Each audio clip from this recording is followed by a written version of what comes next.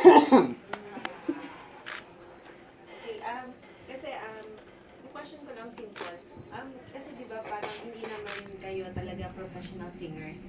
What made you say yes to recording songs tsaka yung shooting the video? Paano kayo na-convince na, oo, kaya ko talagang maging singer, kaya ko maging performer? Siguro po na-convince ako simula nung na-compose ko yung Baliw. Tapos may mga kinompose na kasi ako dati. Tapos parang may nagsabi sa akin na kaya mo naman kumanta. Tapos kailangan pa ng piga. Kaya talaga po, sige po. Tapos hanggang sa, ayun po, parang nagustuhan ko po siya. Yun po nag-push sa akin.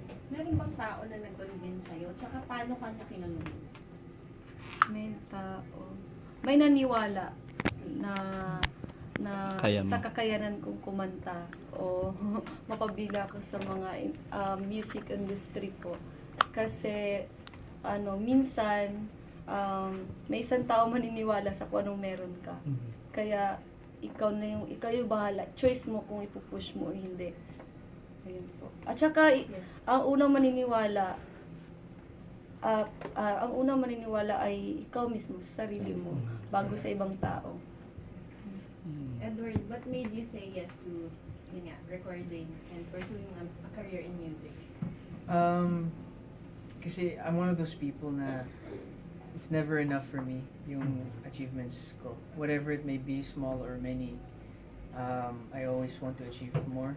So, it might not show always, pero competitive din ako. So I want to make sure, not necessarily with other people, but with myself. I want to make sure na I'm never standing still, lagi ako nag-grow. Someone told me before, if you're really uncomfortable, ibig sabihin you're outside of your comfort zone, and it means you're growing. So there were times where I was really nervous na takot ako mag-record. So to my Sir Rocks and to my family and friends, of course all the fans, they were really believing in me and they were excited too. So any chance that I could have to learn about myself and to expand my skills, I'll do it. So my promise to everyone is boss or casual viewer, is kahit anong ginagawa ko. If there's a first time, yun na yun. If there's a second time, I'll make sure it's better. Until Thank you. Thank you, Marinel. Actually, Marinel, other millennial, na other than Manong Ted Claudio, was Millennial talaga. Go Manong Ted. Wala nang mic, sorry. Hi guys. Hello po. First, congratulations. Napakaganda nung video. Thank you Talagang po. sa music and then yung pag-aarte nyo rin sa music video, napakaganda. Thank you po. So yung tanong ko lang kay Maymay, like yung pag-emote mo ron, parang ang galing-galing nung emotions mo ron eh. So paano mo na paano mo na nabigyan ng justice yung yung pag-acting mo sa music video? Anong nasa isip mo? Saan ka humugot? Noong una po, kasi sobrang haba ng video shoot. Tapos, parang nawawala, yung mga iniisip ko, nawawala, napupupas na. Kasi, last kasi yun, last take kasi yun. Last scene kasi po yun yung drama na. So, nandun na ako, ano bang gagawin ko? Sobrang hirap na hirap ako isip kasi nawala na nga, nagpubukas na siya. Nag-dry na yung utang ko. Tapos minamadali, may sked ka, bilisan mo dyan. Hirap pa ako, Lord help me. Hanggang sa nagsabi may isa kaming kaibigan po na tinawagan namin, yung nag-guide sa amin, depende.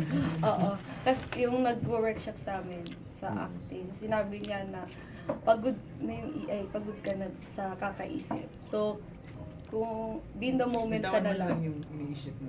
So, ginamit ko si Dodong. Yung siya mismo talaga, yung nandun. Kasi alam niya kung gaano kami ka-close, gaano yung pagsasamahan namin, solid. Tapos sabi niya, andiyan na sa harapan mo, ba't ka pa mag-iisip? Sinabi niya lang yan, tapos hanggang, yun na. So nasasaktan ka nung nakikita mong may ibang babae si Edward na? Yung isip ko, kasi maganda din po yung sobrang perfect. Tapos, pinapakilala lang po well mag-makeup. Eh, siya pala si Daniel. Niloloko niyo po. Okay lang naman po. Mas maganda, mas masakit. So now, naintindihan na namin kung Oo nga. Edward naman. So Edward, yung sa kanta mo, yung sinasabi, At saka tinulungan talaga ako ni Dodong doon. In what way? Paano, May? Paano? Sabi, tingnan mo ako sa mata.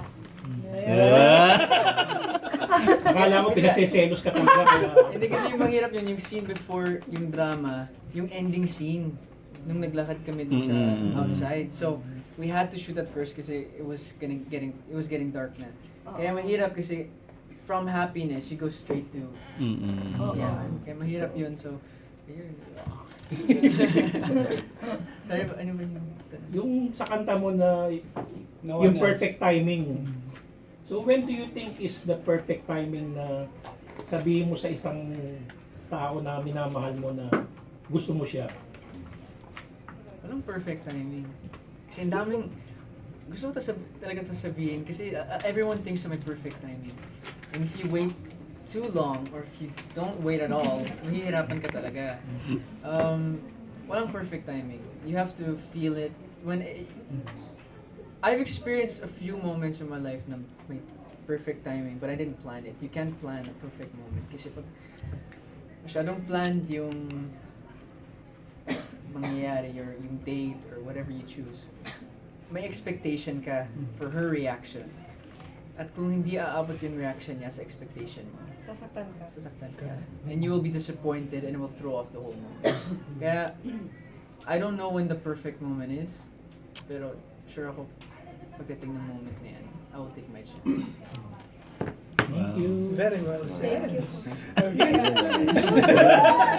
At ngayon dumating na ang perfect timing para magtanong si Chris Aguilar of Inquirer.net. Go, Chris. For my mic, kanina nabanggit mo na nakapagsulat ka na ng iba pang kanta. Napacheck mo ba or napakita mo na ba siya kay Sir Rox? Or may Opo. bala ka bang ipakita? Ano yung feedback niya sa'yo? Ganun. Natuwa ka ba, sir? Siya nag-push talaga sa akin. Sabi niya, ang ganda ng kanta mo, tapusin mo, gano'n. Hindi ko siya matapos-tapos. Dahil po, hindi talaga madali talaga maging composer. Lalo na hindi pa naman talaga ako yung birita na singer, yan lang yung priority ko, yung music. Tapos, ngayon, para sana matapos na po. Pwede bang pengi kami ng konting teaser kung tungkol saan yung nasulat mo na kanta? Tungkol kay Edward. Ito po yung unang kinompose ko nung high school ako. Ay, elementary. Grade 6. Crush, gano'n. Love, For love. Edward, may bala ka ba na itry din na magsulat ng sarili mong song? I've never really thought about it. Pero, actually ako, that's what I want to do in terms of writing, hindi mas on story writing po, either scripts or books po. Yun ang passion ko actually since way before showbiz, since 13 years old po ako, yun talaga yung gusto kong gawin. Hanggang ngayon yun ang passion ko. Yung stories.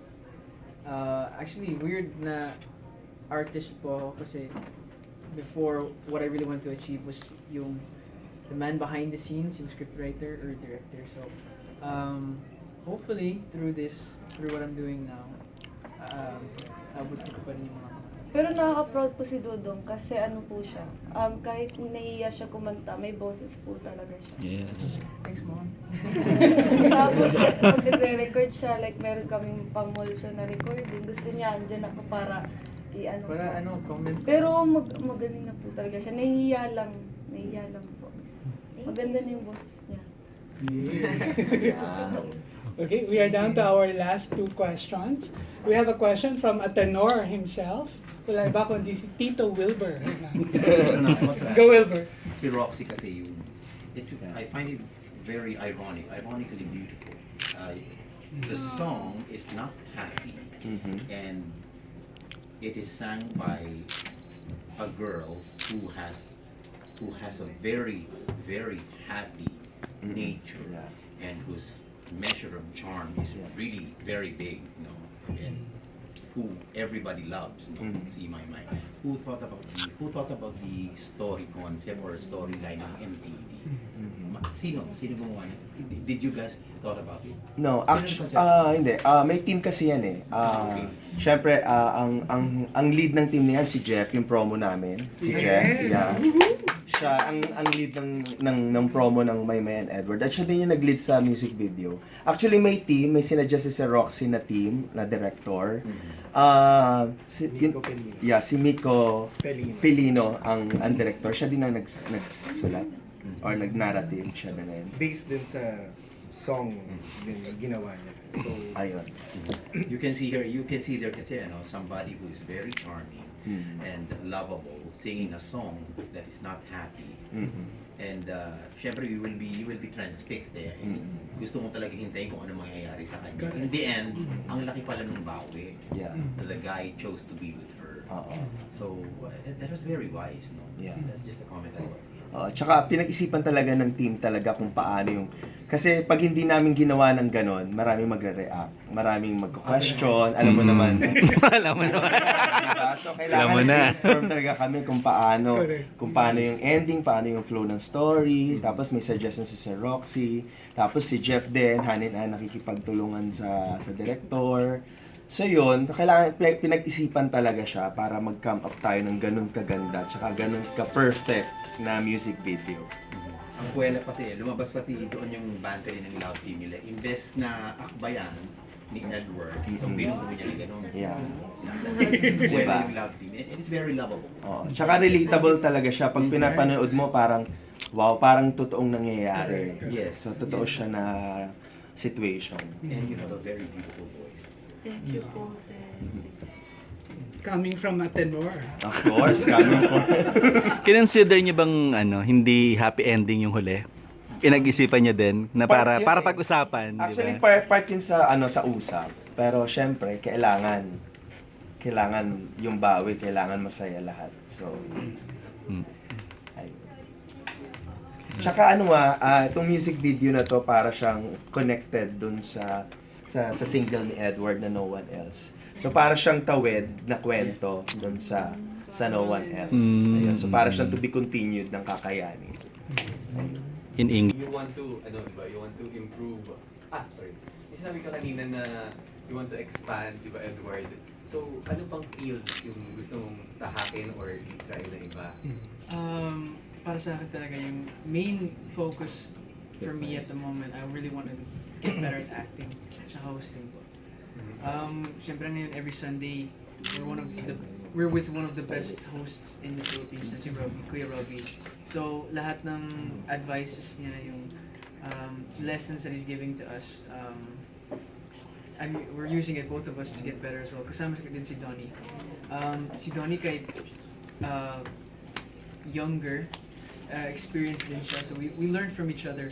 So, yun talaga, hosting tsaka acting.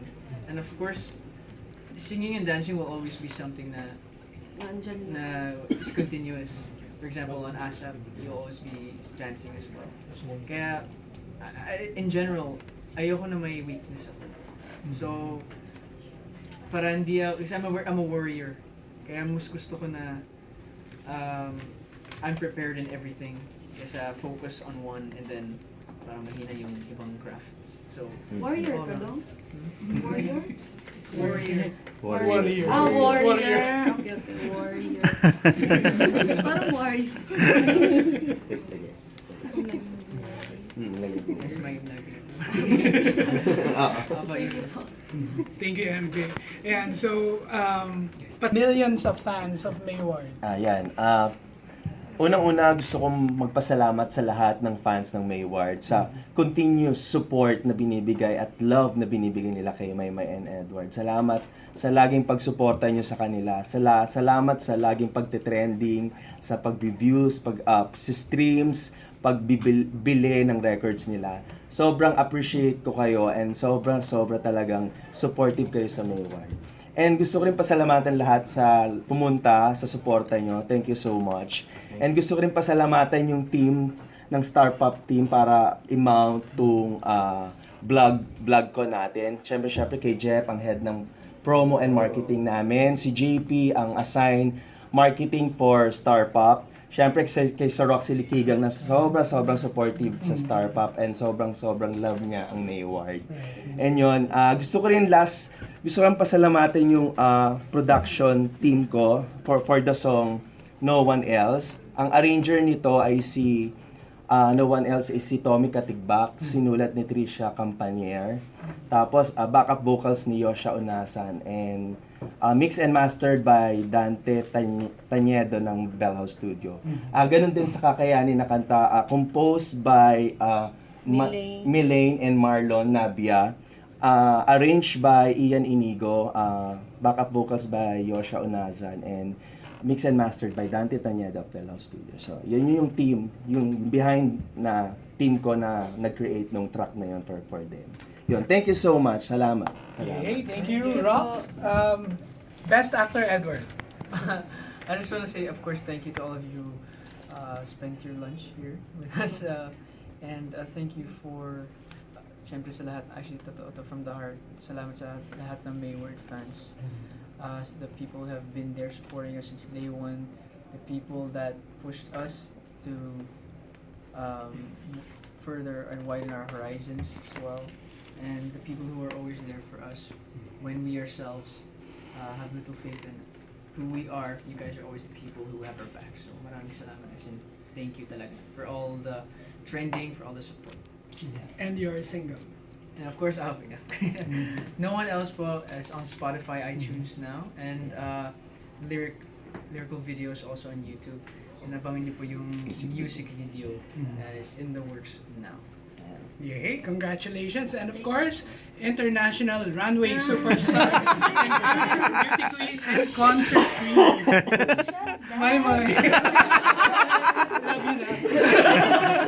Sa lahat, una-unang papasalamat po ako sa lahat ng sumuporta ng Kakayanin Kaya at No One Else, sa lahat sa composer namin. Thank you po sa pagpili sa amin, sa Star Pop family, sa tiwala po ng boses namin, tsaka Sir Rox, sa Sir Roxy Liquigan, at Star Music family. Maraming salamat din po sa lahat na nandito ngayon. Thank you po sa suporta niyo po. Thank you.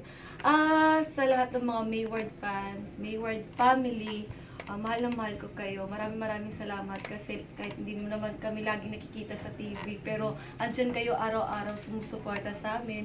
Tapos, bigla na lang nalaman namin ba trending, anong meron. Tapos, yun parang may mga chika-chika na naman kayo. Parang may issue nito nila. Uy, parang second family ko sila. Kasi minsan, hindi kasi ako aware sa social media o kung ano nangyayari. Pero dahil sa kanila, kahit may issue man o kahit may nag-aaway sa amin, gano'n, sila yung naghahanap sila ng way para maging maayos ang lahat.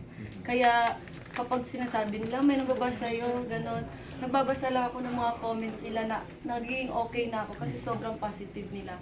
Maraming salamat sa iyo dahil isa kayo sa pinakamalakas sa akin at pinakamalaking dahilan kung bakit ako lumalaban ng ganyan. Yes. Your album. Ay, yung single mo. Ay, Kakayanin Kaya, sana supportahan niyo po at maraming salamat sa lahat po nag-download na ng iTunes kasi top 1 at top 2 nga po. Yes. At hindi lang sa Philippines nag-top 1 and top 2. Nag-top 1 din siya sa Singapore, tsaka top 9 No One Else, top 9 sa Singapore. Tapos sa, ano pa ba to? Sa ibang bansa pa. Actually, several countries siya nag-chart sa Thank you po. iTunes. Maraming. Music video po, abangan nyo, malapit na May 9. Ay, hindi March. Tagal? Tapos sa yung birthday ko. March 9 po. Yay! Thank you so much. Thank you din sa lahat ng mga Sabi ko pa May 9. Ano nagbago yata ng ano? Thank you sa Star Music, Star Pop, ABS-CBN PR, Star Magic, and maraming salamat sa ating mga kaibigan na press and vloggers na nandito ngayon, and sa lahat ng TV crew. Thank you so